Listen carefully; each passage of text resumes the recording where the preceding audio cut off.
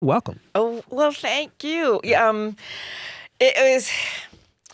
I would, I wanted to come here. I've been trying to get to the film festivals, but Mhm. I'm always busy working, and we've been working on the screenplay of Foxy, My Life in 3 Acts, my autobiography. We just finished our third draft and table read, and the Wow. writer is Benny Richburg, who is the writer and executive producer of Fresh Prince for 5 years, Martin Mhm. for 5 years, and Which Jamie you get Foxx you for guest 5 years. starred on all of those. Yeah, yes, I did. It was always the older woman and the younger stud. It was great. I started the Cougar. Maybe not. I don't know. But But you're here in Toronto, yes. and you're here for what's being called Beyond Badass Well, Female I Action shot In Heroes. Too Deep here Oh with wow. Omar Epps and Stanley Tucci. And when was that? Oh, years ago, Years ago. in the 90s. But I love Toronto, and I've always wanted to be. I mean, Toronto International Film Festival and Sundance are the premier, Hmm. film festivals. And I just finished a film with Florence Henderson and Judge Reinhold that hopefully will make the Toronto International Well, Film we Festival. we would we would love to have you Yeah, back. I yeah. love the title of this series, Beyond It Badass. is beyond because What does that my mean to life. you, Beyond Well, Badass? I just brought my life to film. And at a time where it's a patriarchal society for many, many years, where women didn't have an equal position or voice in society and life, except for my great grandmother was owned a hotel in Wyoming, You have she, such an interesting history, mix of rural and rural, city. military, and urban. Yeah, so tell us about that. Well, my family on my mom's side is from the Underground Railroad that homesteaded and settled in Colorado and Wyoming. And my great grandmother owned a sugar beet farm of 200 acres and a hotel for the blacks and Chinese that worked on the railroad. So if you saw Blazing Saddle, Wow. you saw a little bit of that culture. That's why Richard Pryor, who I dated later after Grace Lightning, responded to that because he was one of the writers with Mel Brooks on that film. And when I told him that, yeah, that was from my family, he wanted to meet my grandfather, who was the first feminist in my life, who wanted to teach all the girls to hunt, fish, and shoot, and drive the tractor, bring the boat in. And Daddy Ray, as mom, was the entrepreneur, and that's my great grandmother. And so I brought that sense of confidence and self-esteem to film. Mm. And the producers thought I was a city girl and I just got my hair done, my braids and my nails and shop. I said, no. I ride the fences, I rescue horses, I jump horses, I can drive the tractor, things that I learned to do. And then I'd be on the military base learning martial arts and international war. And then I'd go to an urban environment and stay with cousins in DC and learn about the urban poverty and Jim Crow and racism and how you navigate and get an education and keep your self-esteem and don't get lynched and don't do this. So I brought those experiences as a child, Mm. not only to my autobiography, in which will be a film, but I brought it to my work. And so Jack Hill, The director and writer yes, of and Foxy Brown and Roger Coffy. Yeah. Corman thought I brought something unique, Mhm. which was to stand up and fight. No matter, and if you couldn't fight or flight, I learned from my horses, run. So I brought life experience to the films where a lot of women had not been in those positions to be comfortable with guns, Yeah. to understand martial art. I am a student of Sun Tzu, The Art of War, Art of War, since I yeah. was a child, and I think that's helped me tremendously. What's it like for you here in Toronto now, watching Foxy Brown? What goes through your mind watching that film again now? God, I didn't have a sport bra. That's what goes through your mind now? Yeah, there weren't any stunt women for me. I got hurt in the first 4 films Wow. for Roger Corman that we shot in the Philippines, which is in the film where we landed on a mesa and the girls had to jump out while the plane was still rolling in Baguio. And they used a stuntman who was a little Filipino, about 4'8", covered in fashion fair makeup and an afro wig. And I said, that's my stunt. He's a little flat-chested. I said, really? So I ended up having to do a lot of my stunts. And, I'm 66 now, and you feel every sprain, broken bone, every fall off the cliff you've experienced in my career. So I noticed I didn't have a stunt double, and I noticed the scenes are very long because we didn't have post-production money. So when Quentin was emulating a lot. He loves the movies of the 70s and loved my work. A lot of the films were basically parallel to how we shot our films. So long scenes. But they were brilliant. We had to learn our lines. We couldn't drop our lines because we weren't going to cut. Usually you'll see if someone messes up or misspeaks or a plane flies over or something falls, they cut, because there's a mistake and they don't want to redo it again. But we had to be almost like theater. And a lot of theater actors worked on those films with me. William Marshall. A lot of actors are theater actors. In this Foxy Brown, we had Peter Brown. We had actors that were, like Shakespearean actors. Because you had to know your stuff. You had to. There wasn't. When you do theater, which I did 4 years of nothing but theater, Sam Shepard, Fool for Love, I did Frank and Johnny the Claire de Lune. I didn't know it was going to be nude on stage, under a sheet. Yes, you should see it. They should do it up here. I wanted, at that point in the 90s, I had done Fool for Love, Sam Shepard play about, brother and sister being in love. And I said, you know what, I've been so successful in films, could have retired at 26, been writing, learning. Am I an actor or am I a celebrity just for the money and the fame? Important choice to make. And so when I did 4 years of Equity Lord Theater, mainstream Manhattan Theater Club, Terrence McNally, Frank and Johnny the Claire de Lune, and I did a play for August Wilson, piano lesson. Now, August Wilson, the late August Wilson, who I absolutely adore his work. And I always wanted to be in his work. And he selects everyone like Sam Shepard does. You don't just get to do it. Yeah, you have to be selected. He selects you.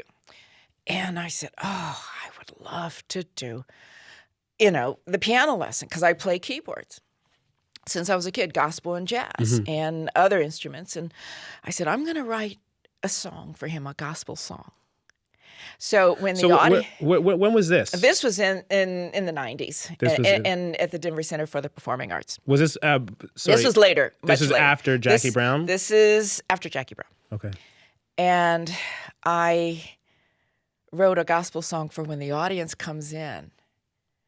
My character is sitting at the piano playing a song that I wrote for August Wilson to thank him for allowing me to do this play. It wasn't a soundtrack. It wasn't me pretending. It was a real gospel song. Why was this important to you at this point in your career, given everything you've done? Am I really the actor, or am I just doing it because of, to reiterate, the celebrity and fame, which some people are in love with being, the idea of being in love with being an actor as opposed to being an actor. Yeah. Some people are in love with the idea of being in love. Some people are in love with the idea of being married, and they're really not in love and shouldn't be married. And that happens a lot, where people fall in love with their characters on the set, and then break up 2 or 3 years later. And those are the thinkings. I have meditative thoughts. I really have been places where I have to think things through, because there's manipulation of using my brand to make money. So I say no a lot now. And I said, I want to step back. And I was surprised that the movie fans don't validate theater. They do more now, but then they didn't. Because they said, you've been gone for 4 years. I'm saying, I've been doing theater. I'm an actor. Oh, but you haven't been doing a movie, so it's a comeback. No, I never left. So I had to step out of the forest to see the trees and do that. And I said, if I'm the actor that I've been given this wonderful privilege to be, then I will come back. It'll come back. And the greatest of people saying, hey, we like your work. Yeah. You have the discipline. If I didn't do theater, I don't think Quentin would have hired me to do and keep me for Jackie Brown. Now, you've been making these decisions your whole career. You've had to make decisions to protect your career, to protect your integrity as an artist. Yes. What was that like in the early days? I mean, now we're in 2015. Some people say the situation hasn't improved much, but back when you were starting your career, what did that look like, having to make those difficult decisions? Well, I had my very gay mother, John Gaines, my agent, who in a sense, discovered me and had discovered Richard Roundtree and was his agent, and Tamara Dobson, who was his agent as well, her agent, and she was my friend. I taught her how to ride a motorcycle and shoot guns. She thought I was absolutely insane because she was a model from New York, and we were, I could see they were using us for monetary reasons. For building your brand, you have to learn to be a partner in it. And John was giving me all the ins and outs because he had major stars, white and black. And I remember him screaming through the halls of APA, this huge, successful agency, "My black stars aren't plantation niggers. They're going to get paid what the white actors get. They are," and because he knew the industry. And David Baumgartner said, "Pam, we want you as a woman to understand you're bringing something very unique and different to the industry, and they're going to come after you. And we're a lot of managers are just getting the money and the fame for their clients for monetary reasons. And if you don't have the sanity, the confidence, the maturity to understand and separate that, then you could end up, hypothetically, and this could be just speculation because I don't know why my late former boyfriend, Freddie Prinze, took his life, but he expressed to me the fact that he did not have that control. So you were empowered at a young age to think about your career and I that could way. walk away. And you could walk away. Because I didn't need it. I wasn't looking to be an actress. I was looking to be a filmmaker, a cinematographer, a camera person, and it was too costly to go to UCLA Film School. There's only 4 film schools in '68.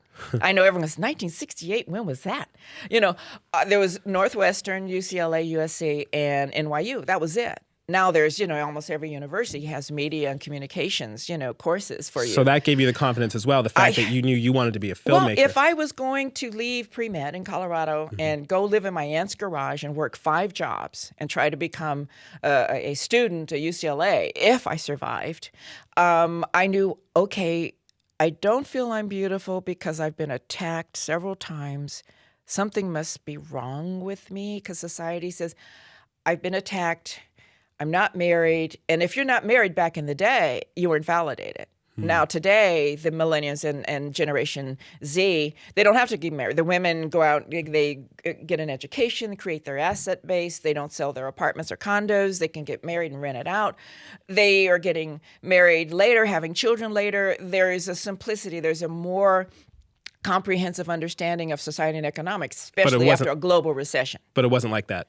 No. However, when you're a woman of color, African-American descent and Native American and whatever, my grandfather, gypsy, whatever was going on in my father's side, you still have a gender issue because you're a woman. And even if you get apply for a bank loan or something, they see a woman. And, so I have considerable net worth at the time, and I was buying a small ranch house, and they told me that a major banking corporation said my dad or my brother, my grandfather had to co-sign for me. And I'm like, I could buy this cash. No, you still have to have a man sign for you. Okay, see ya. Wow. And that was in the 80s. Okay, really quickly, because we almost have to go. That was in the 80s. We've talked about back in '68. Do you think things have improved? Yeah, absolutely. Things have improved. People are smarter. And they don't have as many children because it's very difficult to spread your, whatever you make and earn through 4 or 5 kids. People are learning from being alert. And for the media, there's good and bad on both sides. Sometimes it's over, sometimes it's not correct. But I really believe that as far as art, people can make a film, and on Apple in their garage, they can make a film for $5,000, cut it, have actors, theater companies, local theater companies be the actors in it, and it can go to a film festival and can get financing, or it can be sold to cable. But I think artistically, it has improved. Society, politics, everything is improving because we're imploding with thought from various sides. And we have the freedom to do that. And I think our storytelling will be much more profound now because people feel the confidence that they won't be beaten upside the head, and they can tell their stories. Well, you've certainly contributed to that improvement of the artistic landscape. Thank you so much for being here. I'm sad we've run out of time, Pam. We'll do it again. We'll do it again. I'll be back with Grandmother's Murder Club, with Florence Henderson. I and hope Judge that's back Reinhold. at TIFF next year. I hope so. Hint, hint.